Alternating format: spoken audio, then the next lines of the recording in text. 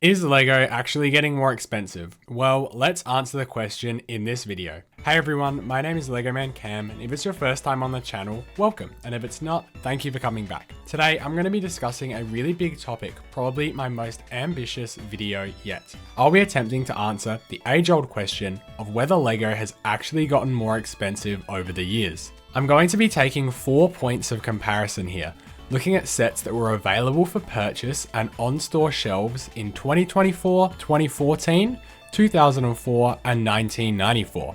I'll be comparing apples to apples as best I can, taking sets from the same or at least similar themes and ranges, and sets that offer what I would consider to be similar values in terms of builds and minifigures. Just firstly, I do want to discuss the concept of inflation, as it will seriously play a part in determining whether older sets are in fact cheaper or not. Inflation is where as time goes by, the value of a dollar becomes less and less.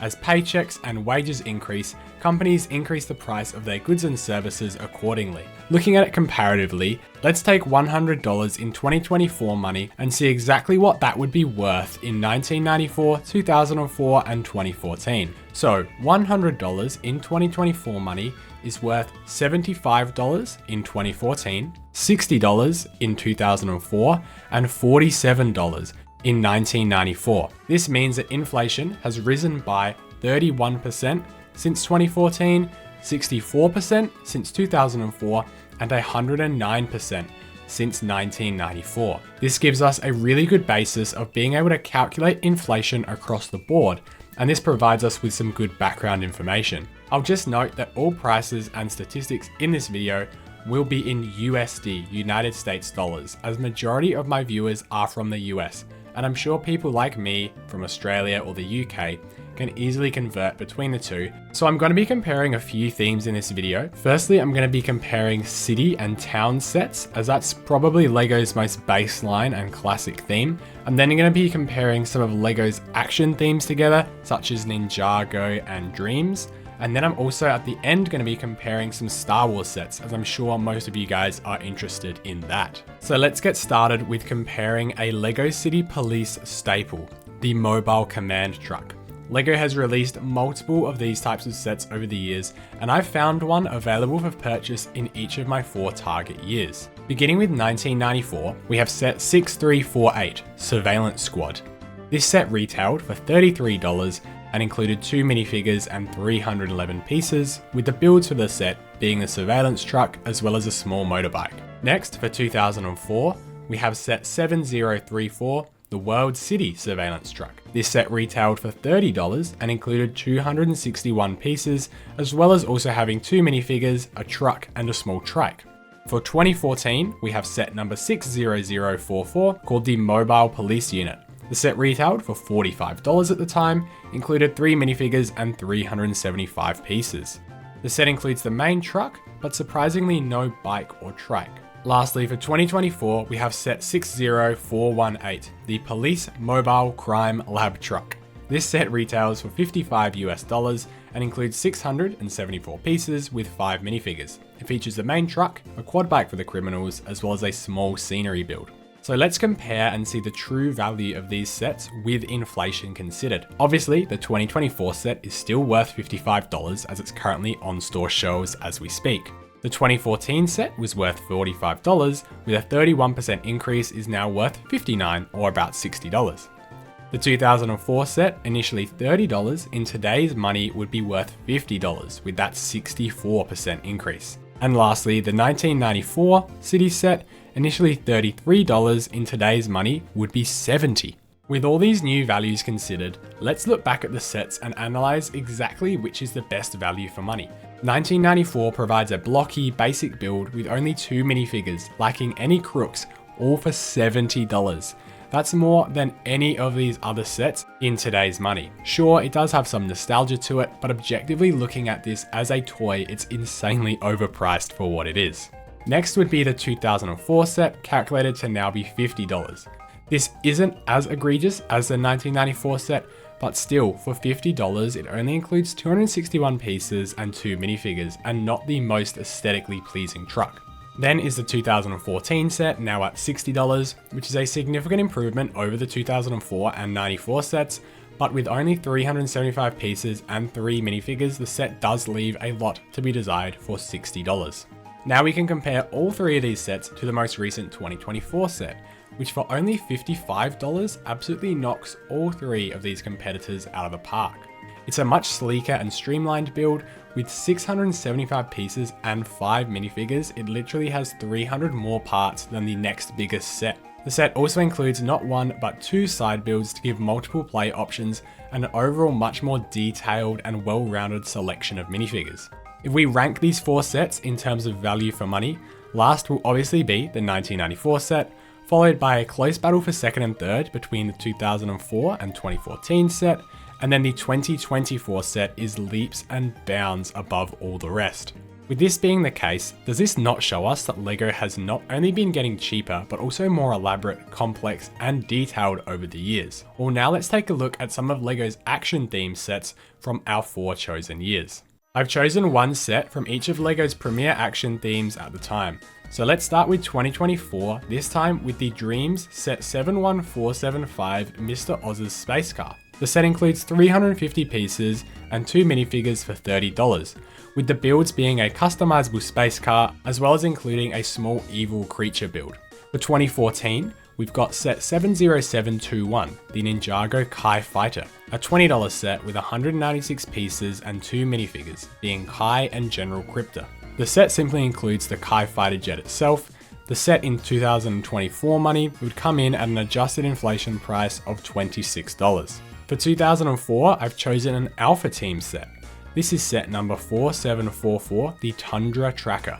It includes 2 minifigures and 141 pieces for again $20. The build consists of the Tundra Tracker itself, a large wheeled snowmobile, as well as a small ice prison. In 2024, the inflated price for this set would be $33. And lastly, for 1994, we have set 6939, the Saucer Centurion. This set has a build for a saucer and a small space buggy, 2 minifigures and 222 pieces for $27. Inflation adjusted, the set would be $56. So we're looking at $56 for 1994, $33 for 2004, $26 for 2014, and $30 for 2024. So let's compare. $56 for the 1994 set is again way too much for what's actually being offered. The saucer does look relatively sizable, but not near $60 sizable. $33 for the 2004 set isn't a terrible offering, considering the set does have some large pieces, but again, it would still be considered overpriced in today's standard as the build is not that big at all. The Kai Fighter from 2014 still holds up really well here. $25 for a really nice looking jet, as well as 2 main characters, would be considered on par for today's standards. 191 parts is a decent amount too. And last is the 2024 set, which obviously remains at $30, giving an interesting and customizable space car with 2 nice minifigures, a microfig, and a little villain side build too. Also coming out as 350 pieces makes this one by far the best price per piece. Which of these sets is the best value? Once again, in last place, I'm going to be putting the 1994 set, only just losing out to the 2004 set.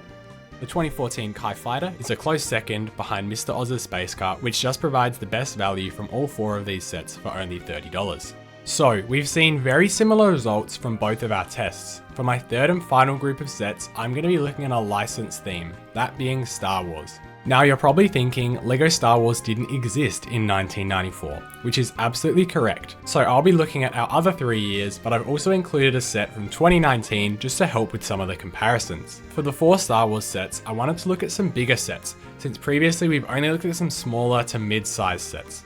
I've chosen to look at the 2023 Ghost, which is still available for purchase in 2024, the 2014 Ghost, as well as the 2019 and 2004 Millennium Falcons. These sets all feature a slew of minifigures and are sort of the feature flagship set from both the original trilogy and Rebels and Ahsoka. Beginning with the 2024 Ghost, the set retails for $160 with 1,394 pieces and 5 exclusive minifigures. The set also includes the Phantom 2 to connect to the main Ghost ship. Moving to 2019, the Rise of Skywalker Millennium Falcon, the set initially retailed for $150 and then did have a price increase to $170, which is its now price here in 2024. The 2014 Ghost came in at just $90 at the time, with 4 minifigures and 929 parts. Inflation adjusted, this would be worth about $120 in 2024 money. Last, we have the 2004 Millennium Falcon, originally retailing for $100 with 985 pieces and 5 figures. Inflation adjusted, this is worth $165 in 2024. So we have $160 for the 2023/4 set, $170 for the 2019 set, $120 for the 2014, and $165 for the 2004. I think we definitely have some more interesting results here compared to the two previous 2024 blowouts. Comparing the two ghosts, the 2023 set certainly offers the better build with better shaping, coloring, and overall design. The set makes use of much more modern pieces, and the inclusion of the Phantom 2, while it is small, is certainly welcome. The 2023 set does include one extra figure, however, First Officer Hawkins and Lieutenant Beta aren't as desirable to me as someone like Kanan or Zeb from the 2014 set. Does anyone else find it funny that Jason Syndulla follows in his father's footsteps by also having the wrong colored hair in the Ghost set? It's just really strange to me that that happened twice. So the question is, does one extra figure and around 400 pieces making up an extra Phantom build make the 2023 set worth $40 more? Personally, I would say yes, but it is definitely a close call, and I would consider these as both a really similar value. So now comparing the two Millennium Falcons, I think it's clear that the 2019 one is definitely better. For only $5 more, you get more minifigures, 400 more parts, and overall a much better looking build. So with all of that being said, let's actually analyze what results we've gathered today and answer our question of whether LEGO is actually getting more expensive. Based on our research into the 4 city and 4 action themed sets, we saw exactly the same results, that sets are becoming a better value for money as the years go on. Therefore, this completely rejects our idea that LEGO is becoming more expensive, and it's actually getting cheaper if you think about it this way. While our results did differ slightly with the Star Wars comparisons, it was clear that the more modern sets offered a better product at the end of the day and kind of had a reasonable price increase for what was now being offered. So, why is it the case that almost all discussion online is saying LEGO is becoming too expensive? I have a few reasons which I'll go through now. The first is that there are most definitely sets that release nowadays that are significantly overpriced. I can think of a lot of examples here that have caused a lot of controversy and discussion amongst the LEGO community. There's also Aaron's Ninja Off-Road Buggy, a $50 set with only 270 parts. Another would be the Justifier from a few years back, 1,022 pieces at $170, or even something like General Grievous's Combat Speeder, a $30 set with only 150 pieces. These sets all contribute to the notion that, quote unquote, all sets are getting overpriced.